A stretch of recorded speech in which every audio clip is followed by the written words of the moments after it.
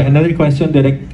Kasi we know na may napili ng horror film sa first batch ng MMFF entries. So, are you confident and hopeful na talagang papasok pa kayo at aabot kayo, matatapos kayo? Since sabi nga ni Nadine, tomorrow mag-start na kayo mag-shoot.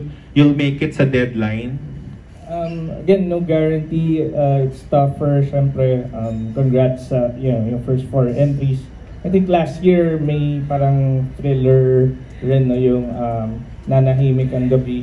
So hopefully, no, MMFF will see the value ng gantong type of movie na maybe they can afford more than 1 slot for the genre since nag-work naman last year, and I hope cinema owners or exhibitors also see the value of a movie like Nocturno, and they can see na may wide audience for it. So hoping for the best. Pero again, kami, like, just the opportunity to make a movie, happy na kami. And like I said, better than any award. As a filmmaker, na yung best reward namin is if your film green lights your next film, di ba?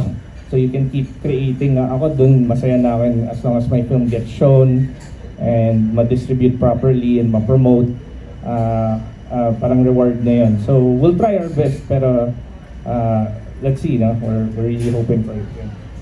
Yes, last na lang for Nadine. Nadine, pang ilang horror film mo na to bale? And ikaw yung nag-blockbuster na yung horror film mo, nanalo ka pa ng award for it. How does it feel? So talagang pwede kang tawaging horror. Ikaw na yung horror queen, no? Ngayon, parang ganon. Tama ba, Tito Eugene? Tama. Parang hindi ko pa po maklaim yung horror queen kasi this is my first?